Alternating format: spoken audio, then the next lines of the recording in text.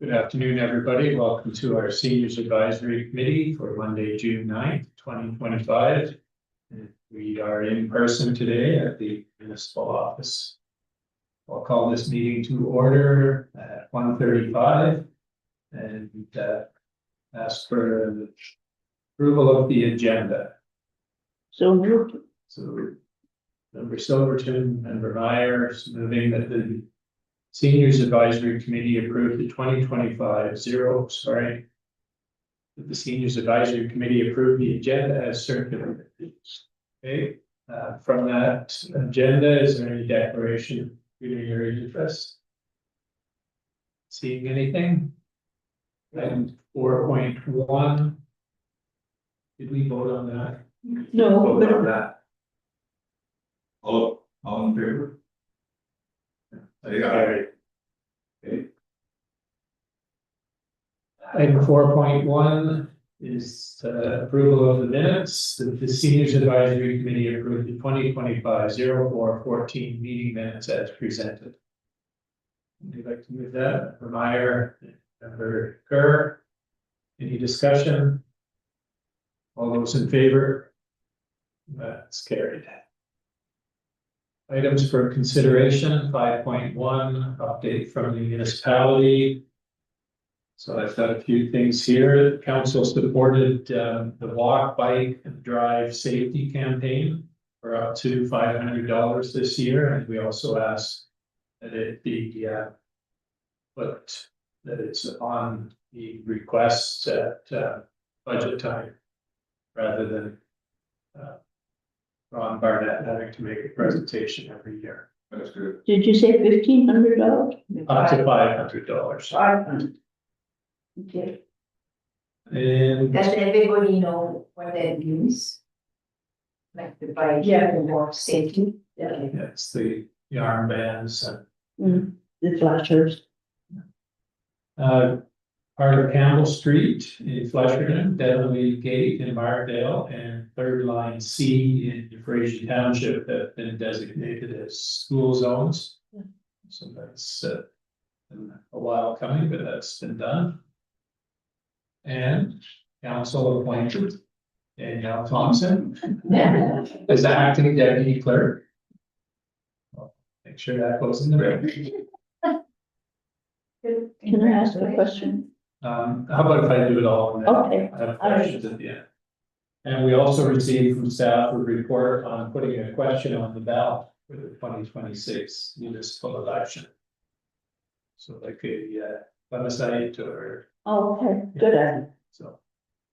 We haven't decided if we're putting one on yet, but we know how to do it and when to do it. There's also been a request from the Collingwood Hospital. And I believe it was $50,000 per year for 10 years. And we have directed staff to bring that up at the 2026 budget deliberations because we'd already set our budget for this year. And the last thing is that Grey Highlands councillors unanimously oppose the strong mayor powers. Yeah, that's it for my report. Any questions? Member Silverton? Thank you. Are we supposed to use these, by the way? No, okay. Two questions. One is, how much do we pay Meaford Hospital, because that was the agreement from amalgamation on? And I don't know the answer to that. because I don't think Grey Highlands has gone further east towards Collingwood, but they've gone a bit north towards Meaford, you know. I don't remember anything in the budget paying Weaver on a yearly basis. Well, yes, we did. It was at the same time as we agreed to make payment towards the new hospital.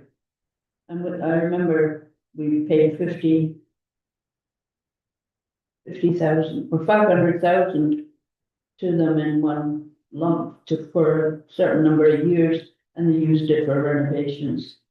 But I think we were going to carry on after that, unless, of course, people have changed and things have changed. And I don't remember anything. Stuart might have, No, that was prior to 2006. yeah, it was. But I thought it was That's when going to I- continue, I- yeah, He might have made a contribution prior, it was. But Okay. I it's thought, no longer. anyway, the next question I have is Danielle is acting deputy clerk. Have we got an opening? Is somebody left? No? Well, when Clerk Martell left, then Amanda Feinstein Allstein Yes, was put into acting clerk. that was over a year ago. Yes, and we did, I don't think we had a deputy clerk for quite a while. And then Danielle has taken courses and she was put in to No, I fill understand, Amanda's yes, spot. because she certainly does the job, don't you? She's awesome. Yeah. That's it, thank you. Remember her? Yeah, I just don't understand, the $50,000 to the Collingwood Hospital, was that? Because Grey Highlands actually uses the hospital and it's to pay for services rendered, like, They're building a new one, oh, this is the donation to the new building. yes. Wow, that's a lot of money, It's a lot of money. We haven't made a decision yet. yeah. We'll do that at a budget time, but I'm not sure what, I think it was 2 council meetings ago, the delegation came and it does have numbers in there. Yeah. How many Great Highlands residents uses the facility. That's what they're basing that number on. It's good to remember that they didn't pay anything to our new hospital, so if we have people that go that way, they must have people that go this way. Necessarily. Oh, yeah, well, I mean, Collingwood we pay for the library already. Their library? Yeah, Because the Osprey residents at the Yeah. end are very close to Collingwood. things happen, people are gonna come to Fletcher instead of go. And that's services. Shut up and. Mr. Chair. We're out. Yeah, just a bit of a point, you might say the dividing line is, well, they used to have LINs, I'm not sure what they're called today, but. Osprey essentially was in the Muskoka Lin, not in the sort of Yeah. West Lin, which. So essentially, if you lived in Osprey, your prime hospital would be going to Collingwood. So was an anomaly that we tried to fix, but we were never capable of fixing it at the time. Where Grey Bruce Health, for example, covers all of Grey, and Bruce, so there's some guideline, or there's some lines there that are a bit of a challenge, so that's why they're coming after Grey Highland, because a lot of our residents, and that's their designated hospital. And if I may, Go ahead. I challenge them to prove that people living in St. Hampton, because the east side of St. Hampton is out of Grey Highlands. They use our hospital, we know they do. I mean, I wouldn't not use it if I lived there, it's obviously closer. So, and I'll stop, I just get my fingers in a twist. That's what taxes are so. If I may, the Ontario Health team has the same dividing lines that the budget. Yeah. So essentially, they stop at Osprey. That's the anomaly of government bureaucracy, provincial health. Something else to clean up. Yeah, there's three different health. Lots in Grey Highlands and 3 different conservation. And CHC makes sense of it all. Okay, if there's no other questions, there's a motion in here that the Seniors Advisory Committee receive municipal update for information. Make that. Under Alve, under Meyer. Any further questions? All those in favor? That's carried. 5.2 is the Southeast Grade Community Health Center update. Yeah, Thank you, Chair Allen. Yes, thanks. Great to be back and good to be here in person. I have a few things, came a little prepared because I was going to be here in person and I actually had some physical stuff I could give. First thing I wanted to touch on, just simply because we're wrapping up the income tax season. You like usually hear me talking about the community voluntary income tax program. Don't have all the stats completed yet, but we do have some basic ones. And I thought you might be interested to know that as of today's date, we have completed 475 income tax returns at the community health center across all of our areas. But specifically, we have done income tax returns for 199 Grey Highlands residents.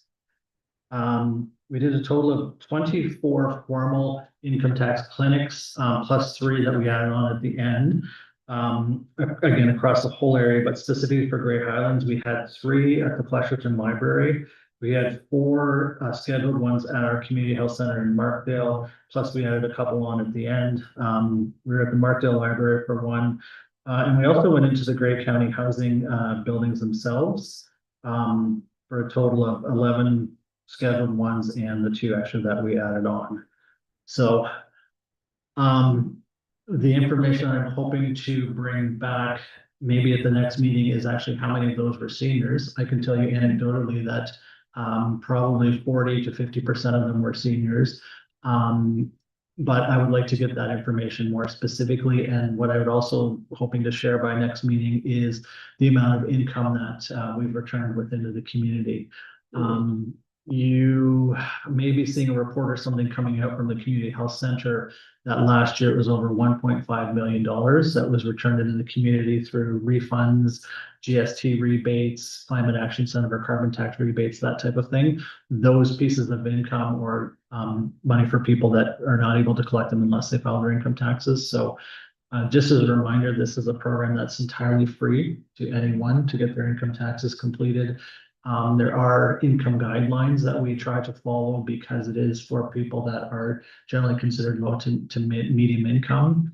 One of the things that we do though is we do look at the specific situation at the time. As an example, one I like to use is last year I had a truck driver who made about $70,000 the year before, so technically wasn't qualified to use the program. His income level was too high. 70? 70. But since he had been in an accident, he actually had 0 income coming in for about 3 months and didn't even have food to put on his plate. So of course we helped him with the other things and did his income taxes for him so he could start getting that income in. So we have some of those guidelines. But the reason why I continue to bring it up to this committee and everywhere I go is although those numbers maybe seem high, I think they're still low for the area. I don't think that we're touching nearly or getting out to as many people as we should that could take advantage of this. So again, a little plug for that, but again, just to let you know how busy we are doing that. I don't know if anybody has any questions before I move on to my next. Yes. Yeah, I'm wondering, do you feel that this service that you're offering is a unique one, or do other health centers in other jurisdictions are offering a similar service? So that's a great question. It is the Community Voluntary Income Tax Program. So it's a program that's all across Canada, but organizations have to register to be like a host organization. So the CHC registered, I believe, back in 2011, before I started. And what we do is we recruit volunteers, train them, and then have the volunteers help complete these. I'm not aware of any other community health centers that actually do it. But for example, there's a group out of Owen Sound. Actually, there's 2 groups out of Owen Sound. BVO or Beaver Valley Outreach and Thornbury used to, but they didn't this year because they didn't have volunteers. The United Way just registered as an organization, and I actually volunteer for them as well too in my spare time because I'm not very busy. To help for people that have fallen through the cracks. So one of the things is about this is that we do it all year round. Many organizations have a cutoff date, May 1st or April 30th, we're done for the year. We don't, because if anybody needs help, someone comes in and says, hey, I can't afford to pay my rent. First question asked is, have you done your income taxes? Because there's potentially money there for you. We can go back up to 10 years. Different volunteers have different levels of sort of authority. I have a clearance where I can actually go into yours or someone's CRA account with the signature to pull off the slips, see how far back we need to go, see if there's any correspondence that hasn't been followed up on, uncashed checks and different things like that. To not to just say, here, oh, here's your income tax, you're done, but it's part of what we do. It's just part of one of the first questions that we ask so that we can go on from there to determine, oh, you're in this income level. Do you need help with your heat? Do you need help with your hydro? There are programs out there for that, and just using it as sort of the opening question to get to where we need to go with people. So I know there's a long way to answer, but specifically other communities, organizations do it across Canada. I don't know if any other CHCs do it. Thank you. That's awesome. Anything else? Doesn't look like it. Okay.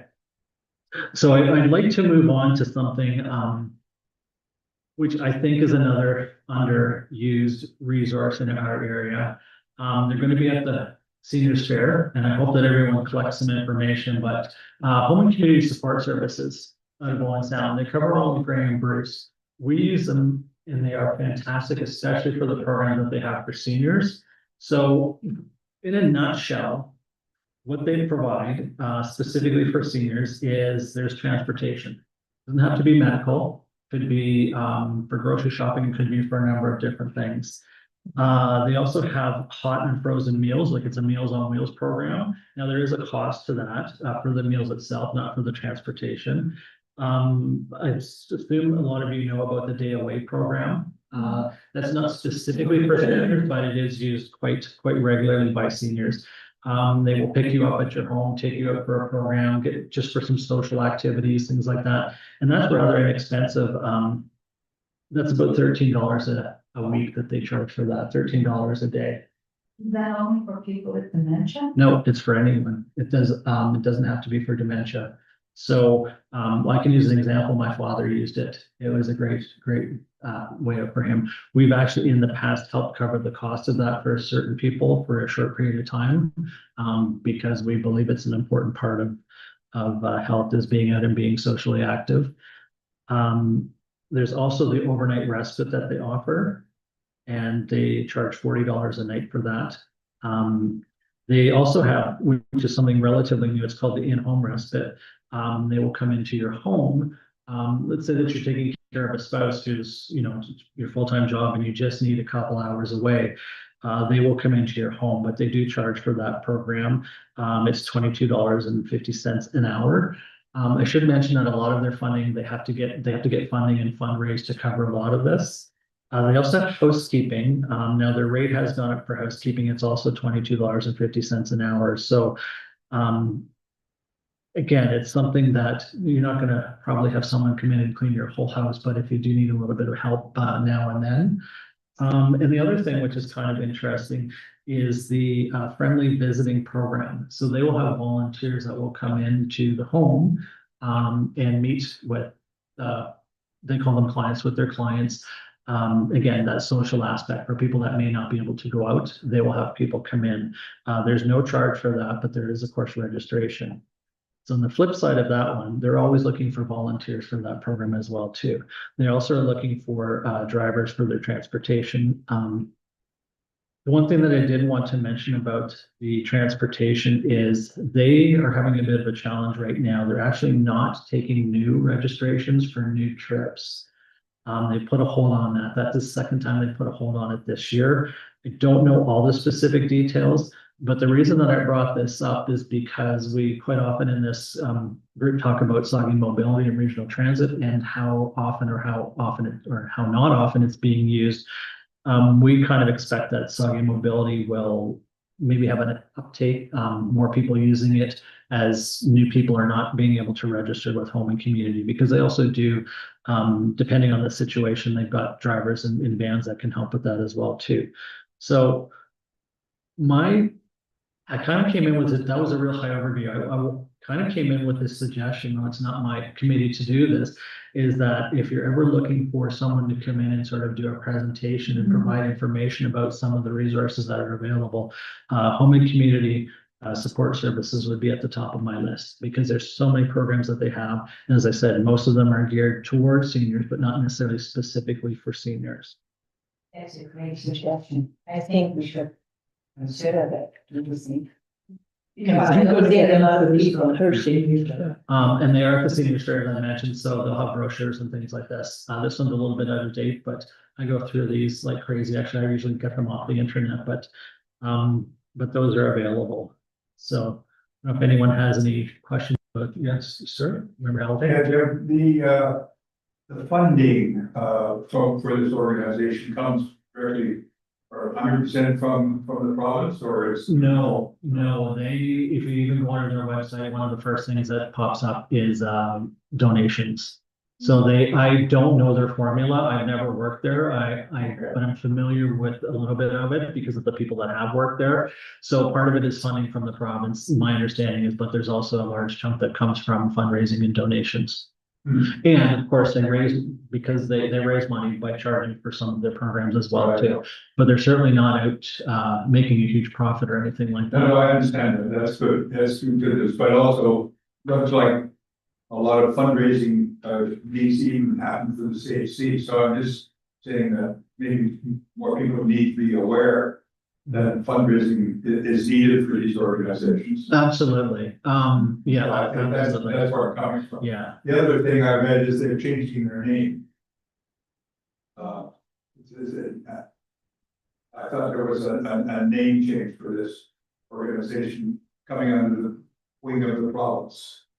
I think you may be referring to home and community support services. It used to be, Oh, maybe I. yeah, there was a name change to that. It's very, very confusing because this organization was here first. Okay, so now, it used to be called, CCAC. So CCAC a couple of years ago, they changed their name to Home and Community. No, I was chair when CCAC was disbanded by the province. And it came under another name, and the programs that CCAC did were eliminated. And that's what's making me angry right now, because a lot of that this group is doing with donations was done by CCAC and financed by CCAC from the province. So it's a crying shame that CCAC was disbanded. And a question for this group is, are they a non-profit foundation? Can they give tax receipts? That I do not know. Because that would get the money in, if people could get tax receipts, you know. Anybody has to have extra money in this deal. No, that's a good point. Yeah, but no, it's this is fantastic. We need this all in writing in the paper. Yeah, maybe. I will get Mary to call you. God help you. That's good. Maybe there's a coordinator at HC. Well, Yeah, yeah. yeah. I want included as Of the course, yeah. Yeah. taxes, with the taxes and that. The friendly visiting at home is something I didn't know they do. Yes. Because I know that your organization has sort of a buddy system. So that's interesting that you brought that up. You're leading right into the next thing, which is totally fine. I'll just mention it. We created a program called Check In and Chat, and that was created during COVID, Right. specifically because people could not get out. Many people were at home by themselves. It initially started out for seniors, but quickly expanded because not just seniors were stuck at home during COVID. A lot of people were socially isolated. So since that program kind of hit its peak and has started to kind of wind down. So we are actually right in the process of re-examining that whole program. At this point in time, we've only got 2 volunteers where we had many before, so we cannot really provide the service that we were wanting to. But the difference is now is because there are other programs like the friendly visiting, there's also other telephone programs across the province as well too. So we haven't decided, but I would say I'm leaning very heavily to disband what we're doing and direct people to the programs that are already there. One of the things that we run into sometimes with the community health center is trying to do too much and maybe not doing as well as we could because we've spread it. Down, And yeah. I would say the check-in and chat program was probably one of those where it maybe didn't get the amount of attention it needed because of the way shifting away from COVID and everybody getting back out. So rather than duplicate what's already out there in the community, especially something like a phone call, you can be anywhere for a phone call. You don't have to be sitting in Southeast Grey Community Health Center area to do that. You could be speaking to someone outside of that. So this is a program that we are, I don't want to say we are going to shut it down, but I would suspect that there will be some change, definitely some changes if it still continues to exist. Beaver Valley Center Be with around outreach. yeah, with Center Without Walls, there's a super. It's not check-in and chat, so maybe they would adopt yours as well, but it's where you can phone in and get. Listen to presentations and do chair yoga, this sort of thing, you know, you can phone in, there's all kinds of guest speakers. Yeah. So that, Yeah, there's a number of programs like that where you can register and you can be the caller into a program that's happening. The ones that we're specifically talking about are the ones where there's an outbound call from a volunteer or a physical visit by a volunteer. Those there are a number of them out there. So again, that's why that's being kind of looked at.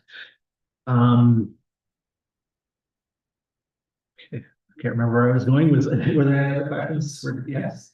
Do you, both your organization and this one, do you have connections with like the outpatient, not outpatient, the department in the hospital or that organizes discharge? Discharge. Yeah, at hospitals or with family physicians or like how do people learn about you guys and also something like this? So again, another great question. There's a number of venues. So when you're talking about the primary care side of that, that's where I have to step lightly because I'm not part of that specific piece. But our primary care providers, physicians, nurse practitioners work with I'm wanting to call it its old name. What's its new name? I get the call, What's the name of the yeah. Fracture, thank you. Working with fracture with discharge.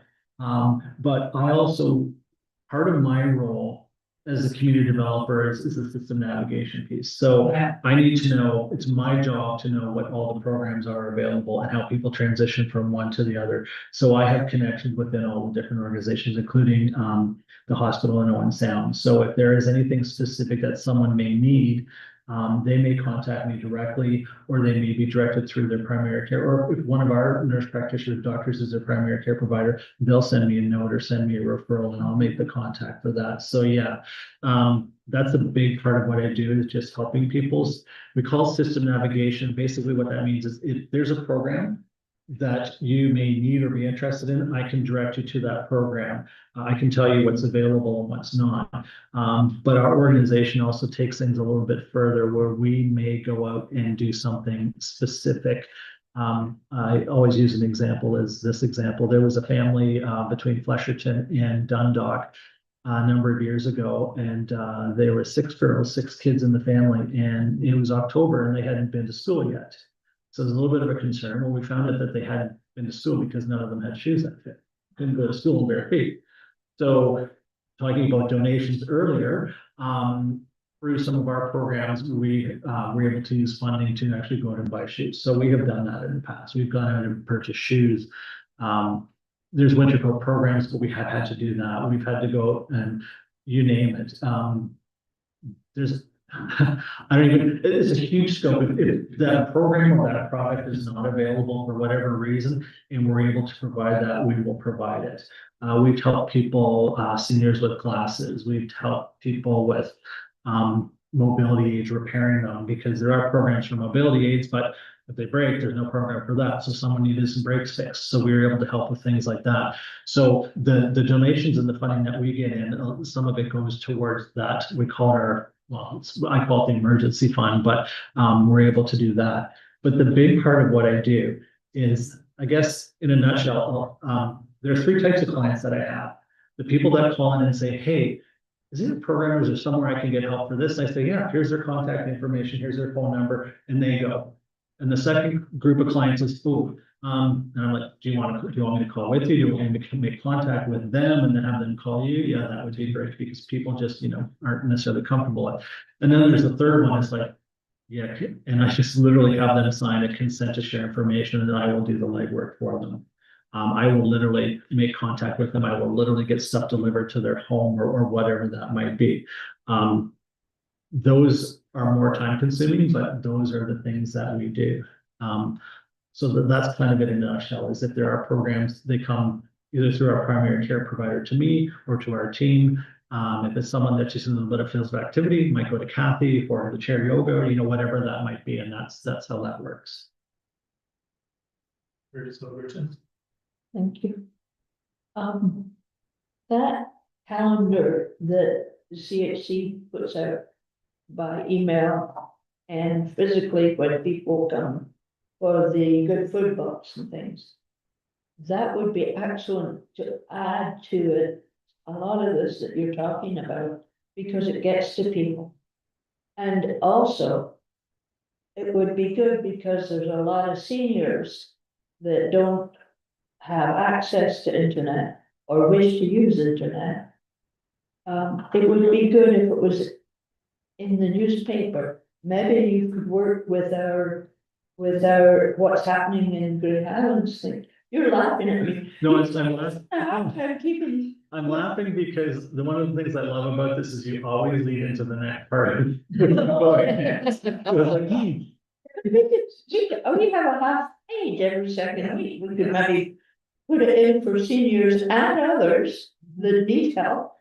Because we know that Grey Gables isn't all seniors, there are others that need help. So one of the things, There you go. there's a document that, 25 cents. yeah, there's a document that says where to find help in Grey County, and it's about a 5-pager. In some very small print. So the amount of help that's available there really is very difficult to put it into something and say, here's what the help is. What we need to do is what I do. This is what my job is. What everyone says is call Geoff.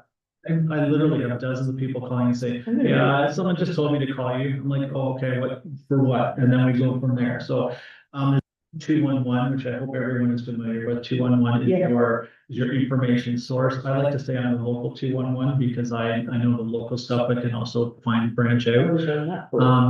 Specifically digging into the program guide, Kathy's actually working on it very vigilantly. I said, is there any way you can have it done by 1:30 so I can bring the summer guide with me? But it will be available for the seniors fair. So we have that as well too. But you're right, there needs to be a better way to let people know what we do. And one of the challenges, and this is a huge challenge, and the various levels of government don't seem to necessarily understand that, is the people that need the help the most, in my opinion, whether it be the seniors, whether it be people that just the finances aren't there, they're not going online to get the information. So a perfect example is a Canadian dental care plan.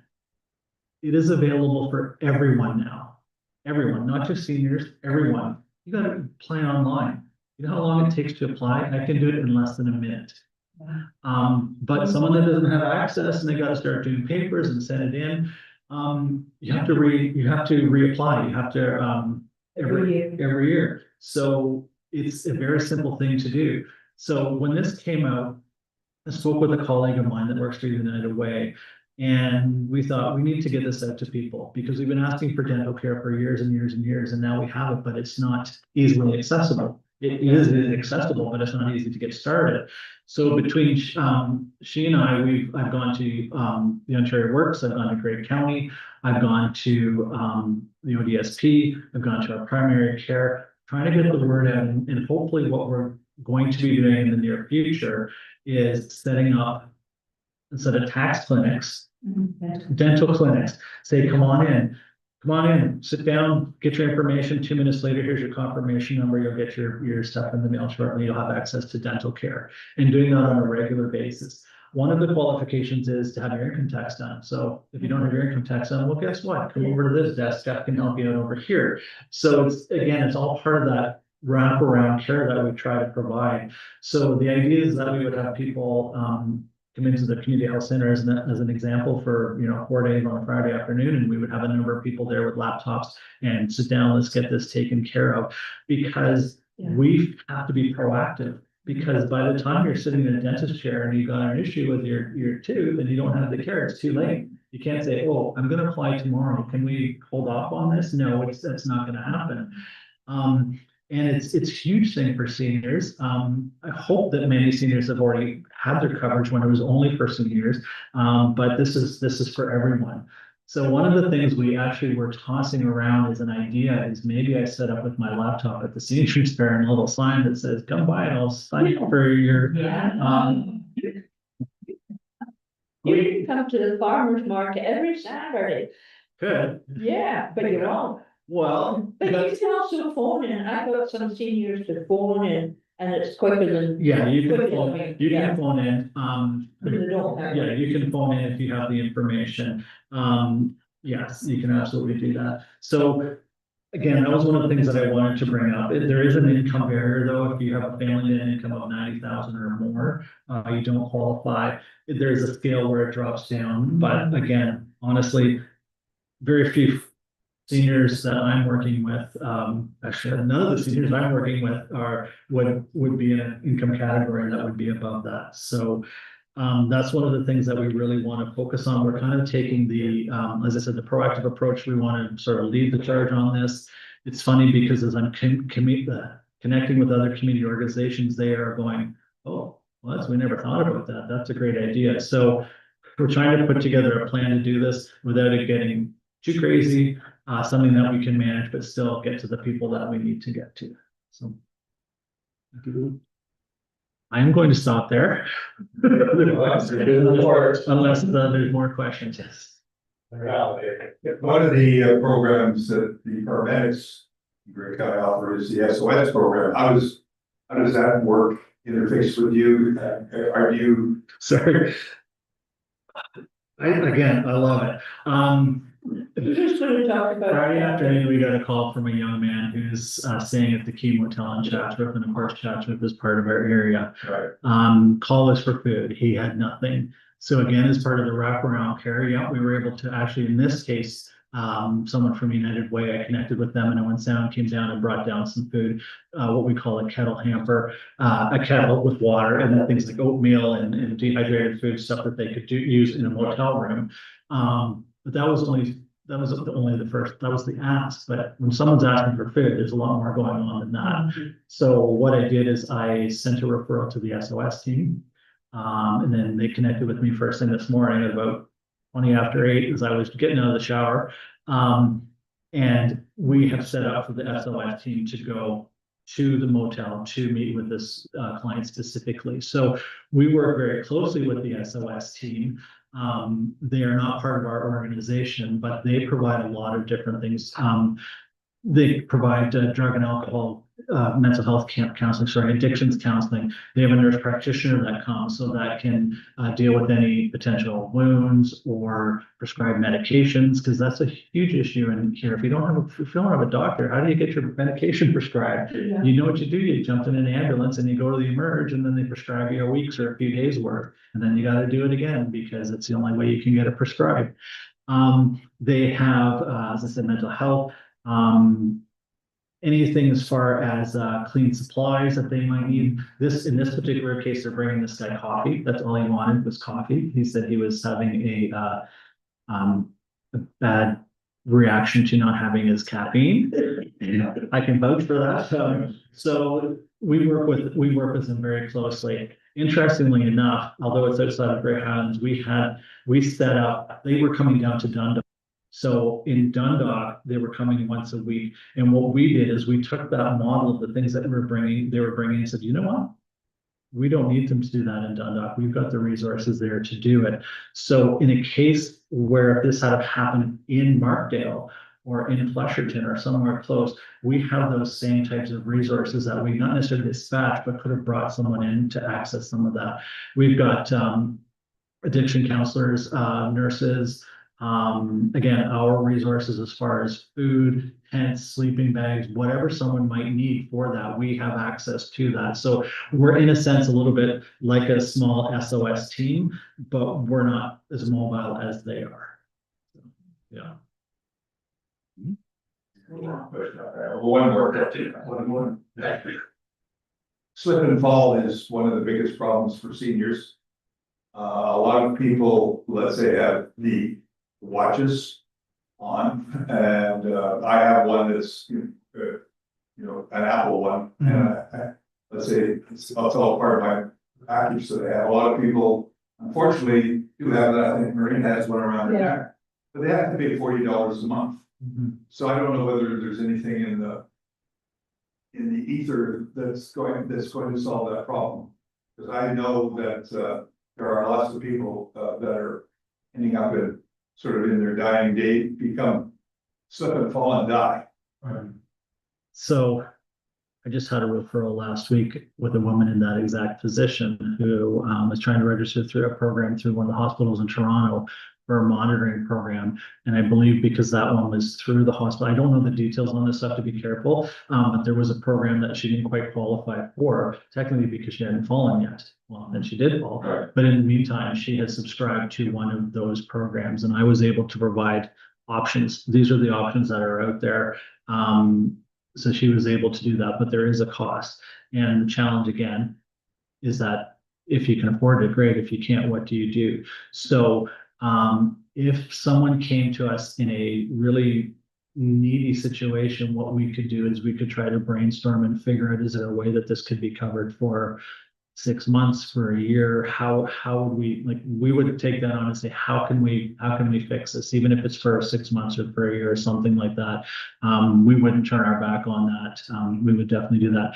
But as far as what we could do as an organization, that's not, we don't have a program like that. However, the check-in and chat program was also built to decide for someone who may have had a slip or fall. So that's why when we are talking to someone who may be in a situation like that, we want to register them with one of the programs. There's one, it's a daily check-in. Like really, that's all it is the daily check-in. If someone doesn't answer, then there are steps that they take to do that. You're registering for that program so that, hey, to know if I don't answer the phone at this time when that person's calling, then these are the next steps that are going to be taken. It could be calling, their next of kin or relative or whoever that is that may be close by, maybe calling the neighbor to go check. It may be calling 911. It just depends on what that situation is. So it's not just the one, as you put that other one in place as well too. Again, I know I said a lot, it's wrapping it around. It's not a one, here's your solution. It's no, here's your solution, but here's the rest of it that goes along with that to give you the best care. Just be a quick comprehensive overview of what's happening. It looks like a lot still has to be done to pull it all together. It is. The great thing is, as Member Silverton said, is that there are lots of programs out there. It's just people don't know where to find them because there's so much. They don't know what's available. Every time someone comes into our organization who's new and starts to use some of these things, they're like, wow, I didn't know you guys had all this stuff. Yeah. The challenge is always to let people know and make sure that they're able to get that information. So yeah. Thanks for the update. No problem. I'm still there. So Grand Palace in Dundalk. Isn't there a Grand Palace in Dundalk? A local one? Yeah. I'm not sure at this point. Okay, if there's no other questions, there's a motion here that the Seniors Advisory Committee receive the Southeast Grade Community Health Center update for information. Mr. Silverton is moving that, and Member Meyer is seconding that. All those in favor? That's carried. I didn't have enough paper to write it all down, Mr. Chair. Can we get a copy of the recording? It's available on YouTube for sure. I can circulate it with them. Okay, 5.3, there's no update on Council on Aging. I have an update. Do you? Okay. Well, do it, didn't it? There are still a few of us that were involved with Council on Aging that are meeting and trying to resurrect it. I personally, I'm gonna help them if they want to do this, but I'm now on age-friendly, Grey County Age-Friendly Committee with, you'll probably remember, she used to work here. Cassandra. Alex, yeah, Cassandra. yeah, and, I thought you were talking about Tanya, sorry. no, That was our plan. Yeah. Cassandra Dunn. Cassandra, yeah. Is that- You made me think and bruised my brain, guys, you just looked and waited for something intelligent to come from her mouth. Anyway, yes, they're looking for people to be on that. I know that ends with Age Friendly. And I am not going to be on it on the resurrection because I have to come back on some things, you know. So, it may well continue, Mr. Chair. And, hopefully we can get some members here that would be willing to work with them so that I can step back. I thought one of the people that wanted to step back was Wally, Yeah, but I see all the emails still coming from him. like I'm saying to you, all together there.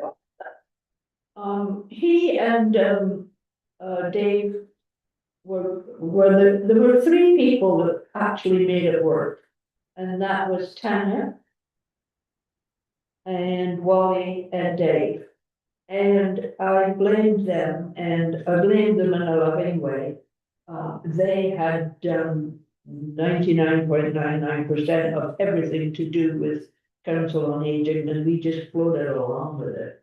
And when it came to the time when they had to lighten their loads, then nobody, and those of us that were on it and not doing Council on Aging stuff, we're doing other things, so we didn't have room to put it back, to take over and make it work. That was basically the reason. Plus the fact that the Grey County and Bruce County have the age friendly, which I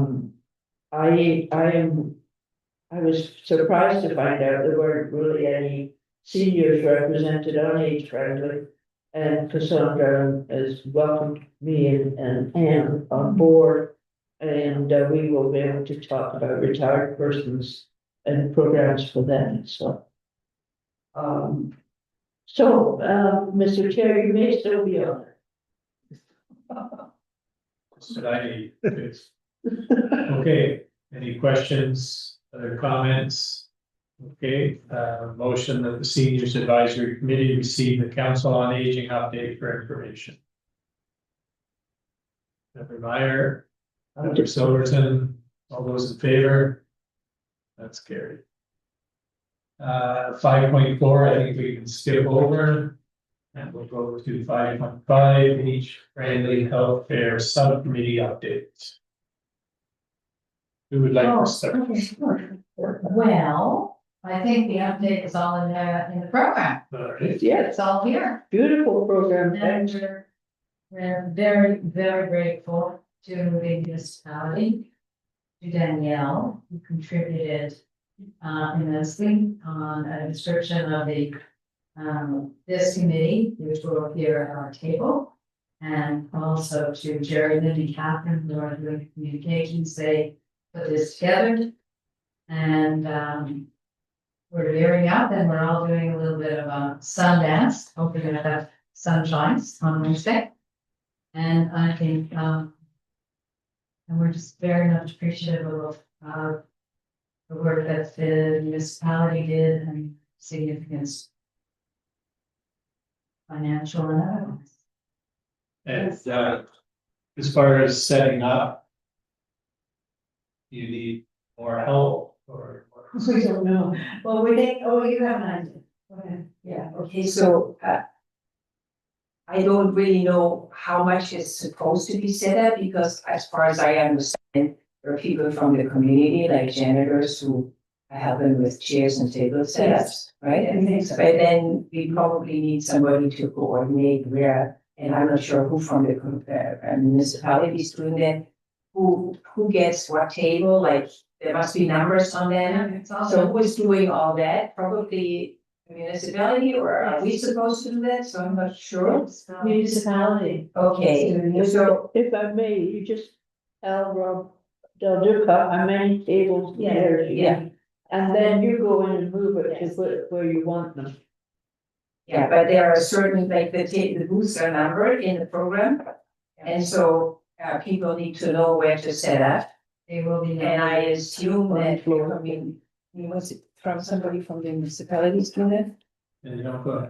Yes, so, Catherine and, Jerry Lynn have developed a floor plan with all of the booth numbers to, indicate where the vendors can set up. I know they've been still receiving requests from the community of various businesses who unfortunately won't, be recognized in the, program, but they're still coming in, and so they're still making arrangements to make sure that, anybody who wants to have a booth can, come and set up and have a space.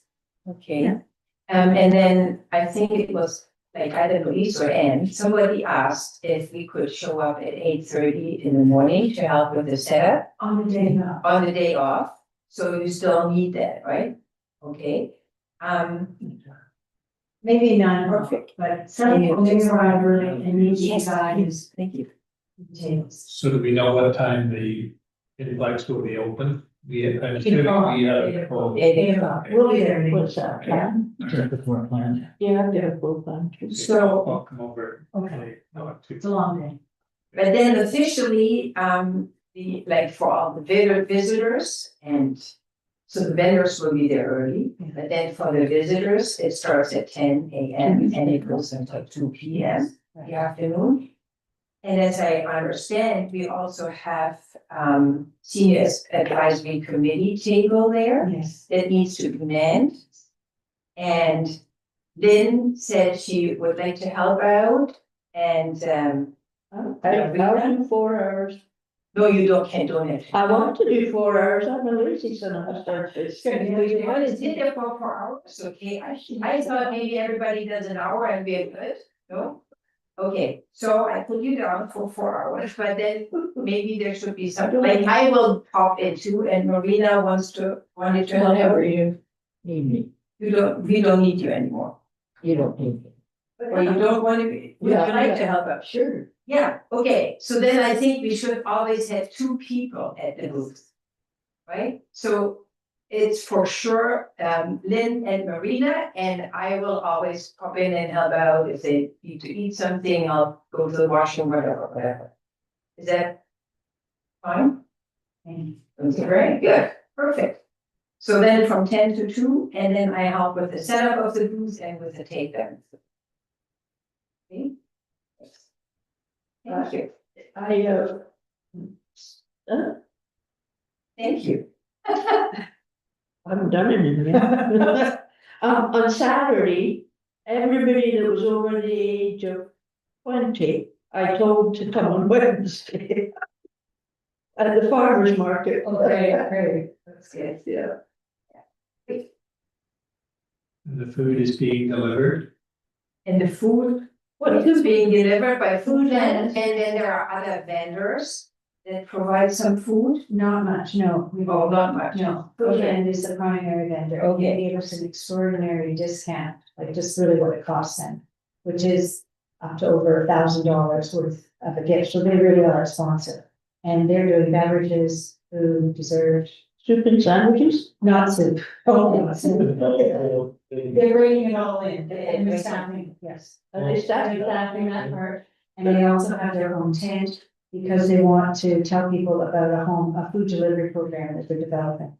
So that was sort of part of their motivation for being so generous.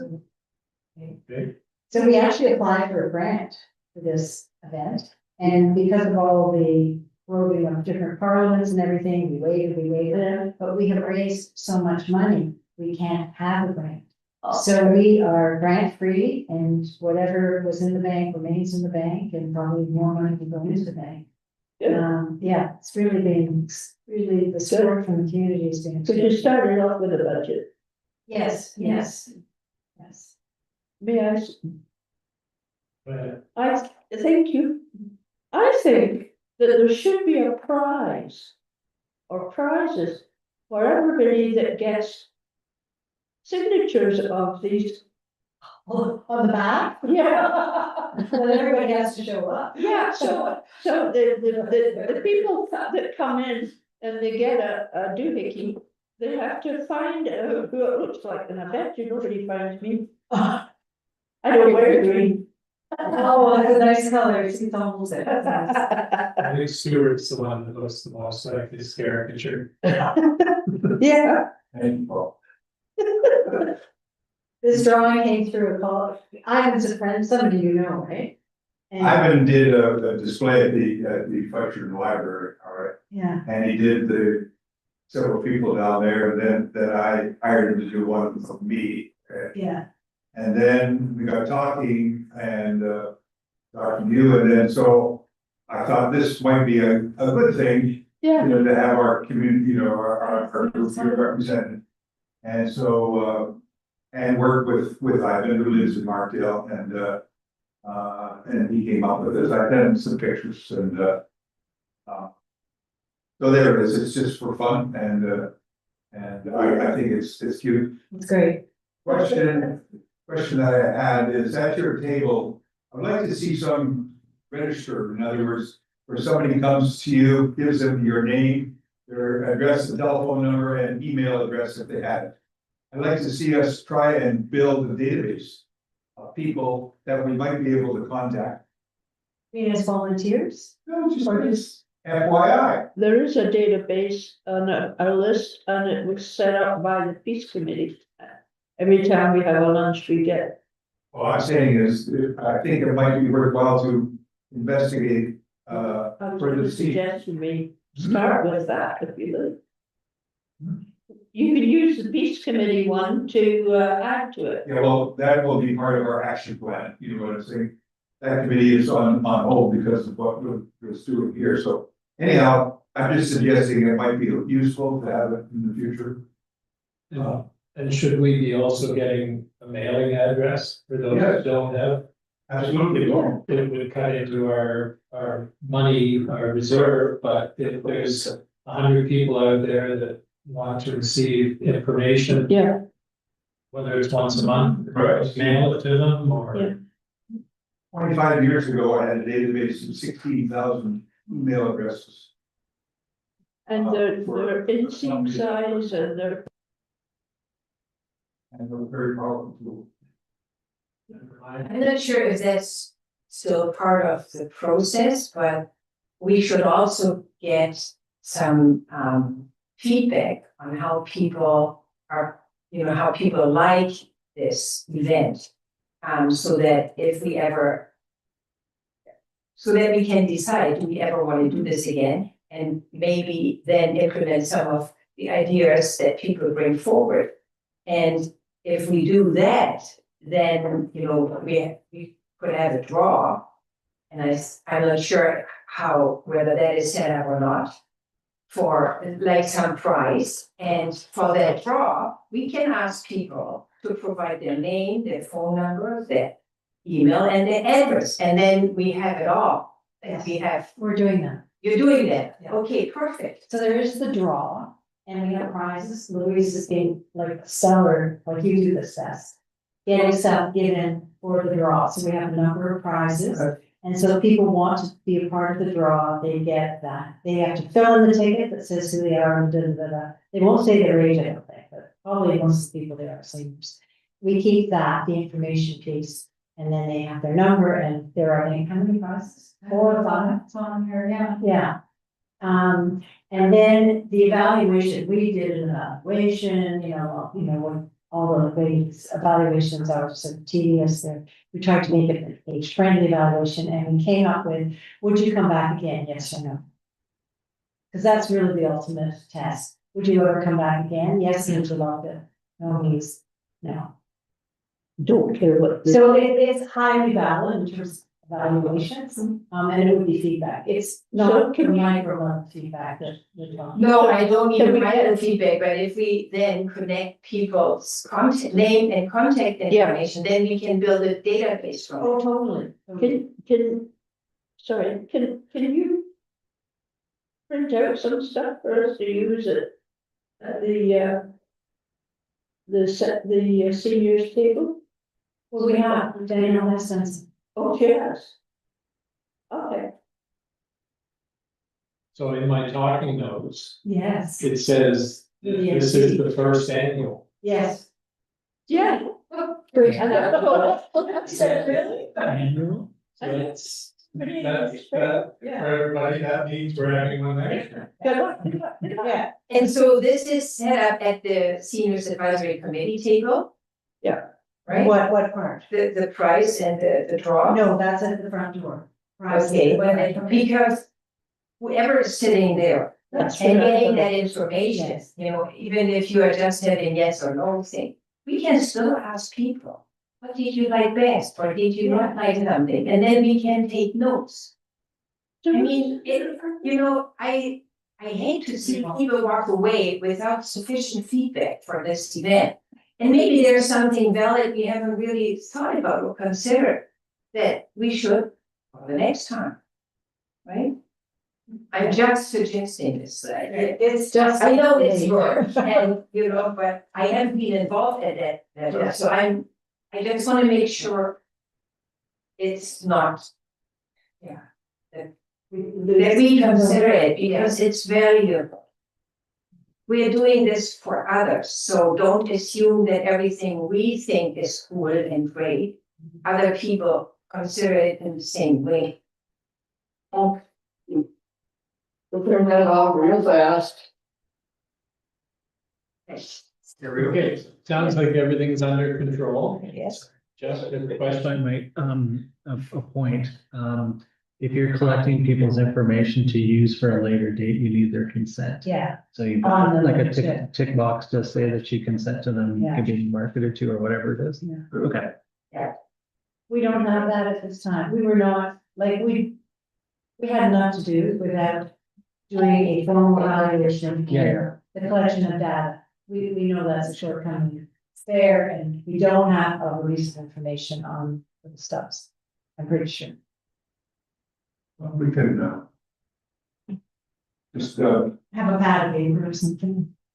well, John Butler, and I are gonna be there as volunteers to be used Yeah. accordingly, so perhaps we can work on that concept and John is bringing some, little Canada flags through the courtesy of, RFP, and, so we've got the museum there and the Yeah. library, so there's a lot of things that we can do. We'll make it sort of a side project and see what we can come up with, and we'll, you know, nothing worse. I'm nothing better than coming, you know, under fire, so I just want to really thank, as I've been a long-serving member of this committee since its inception.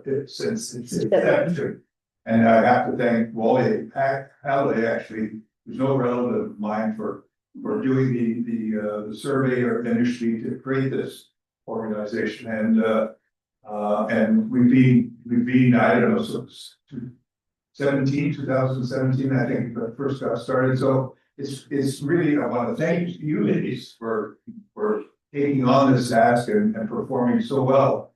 I'm a hand from myself and the rest of people, I'm sure, for their job well done, right? Proud that, Well, it's a lot of fun. Been a lot of fun. okay, well, great. And you're still talking to each other? Yeah. We're talking to you. Okay, there are no other comments or questions. There's a motion that the Seniors Advisory Committee receive the age-friendly healthcare subcommittee update for information. Who hasn't made a motion yet? I have a reader. Okay, Member Brown? Yeah, you're, aye. No more discussion. All those in favor? That's carried. And you see the correspondence from Grey County regarding home share. They basically don't have the resources to do this. at this time. And 5 points, I guess we need to receive the correspondence from the Gray County for information. Move to receive. Member Silverton, Member Meyer, all those in favor? Carried. Members privilege. Member Holloway. Thank you, Paul, you're always been on me to have some comments. And one of the things I did allude to was the action plan subcommittee was created. And then this health fair came along. So I'm really saying is that we need to reactivate that. So that's something that I'll work on and we'll maybe contact you. I've been following this group, Seniors for Social Action Ontario. And I think there's a lot of interesting information there. And I'm just about, some of the things that they're doing, philosophy, the idea, of course, as you reach my age of 86, you've got to have an action plan for yourself, right? Otherwise you'll fade. So you have to have a focus, what you want to do, so that's all part of their philosophy. So I think that's one of the things that I'd like to work on and see how we can make our community a better place with an action. So that's all I have to say on it. Thank you. Okay, nothing else. So our next meeting is August 11th, 1:30, and it's saying in person also. Oh no. Yes, office. So August in person. Again? That's good. Yeah. You may have got to get out of it.